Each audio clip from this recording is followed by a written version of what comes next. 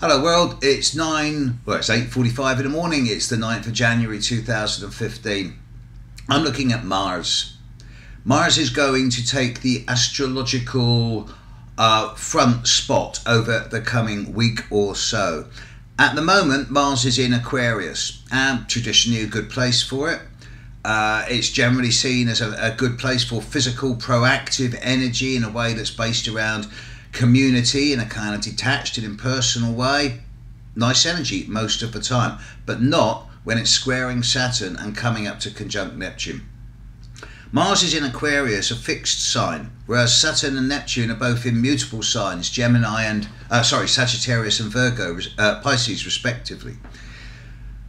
Because Mars is coming up to affect both of them, but is in a fixed sign, is not yet left Aquarius, the influences are going to be far more insidious, hidden, occulted, concealed.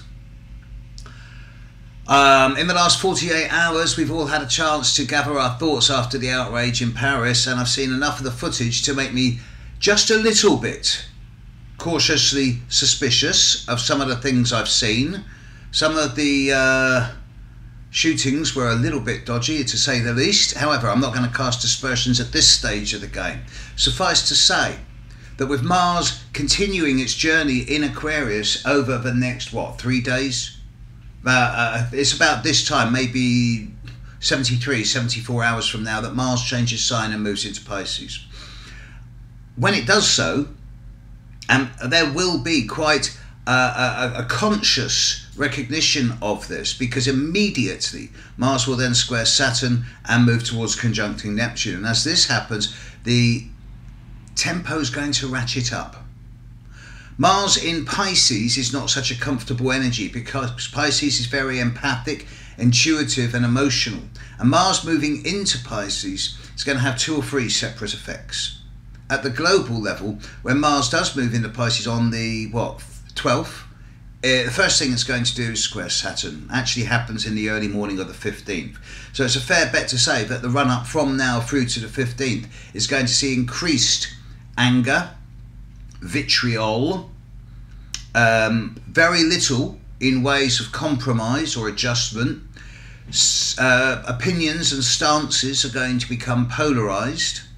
There's going to be less and less leeway, and no one's prepared to give way, so it's going to be quite a face-off in various ways over the coming, 6-7 days, as Mars comes up to square Saturn. And immediately after that, of course, Mars will conjunct Neptune. This actually happens on the 19th, 20th, depending on where in the world you are.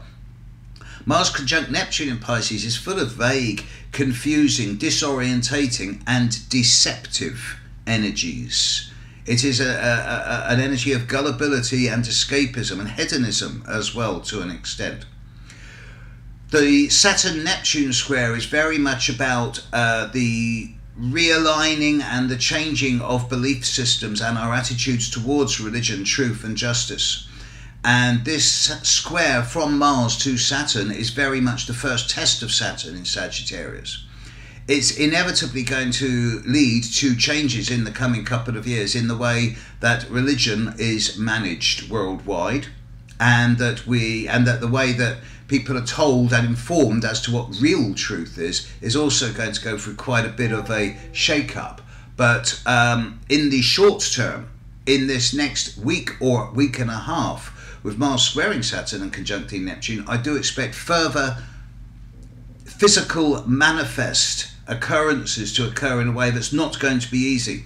I do expect further outrages in the coming 10 days or so. This is all part of the end of the Uranus-Pluto square and the advent, the emergence of Saturn-Neptune. Saturn-Neptune is the one that's reforming our philosophies and our attitude towards religion and justice. Uranus-Pluto is bringing the fundamentalist, extremist attitudes into this realigning of religious stance. Fortunately, Uranus-Pluto begins to fade out by mid-April, and I'm saying to so many of my clients at the moment that by the time you're into mid-April, 75 to 80% of the challenges of 2015 are over. And it's really encouraging people to keep going just for another couple of months. I believe this to be true. I think that for most of us, by the time we're into mid-April, we're going to say that the hardest time of the year is over. But yeah, the next couple of months, there's going to be a lot more of this type of thing. And the next week or so, you're not going to see attitudes softening. So the sensible person here, in their own peace, in their own mind, in their own soul, will deliberately choose to take the middle path and not allow oneself to get either angry or overly emotional, because that's just buying into the spin. Catch you later. Bye.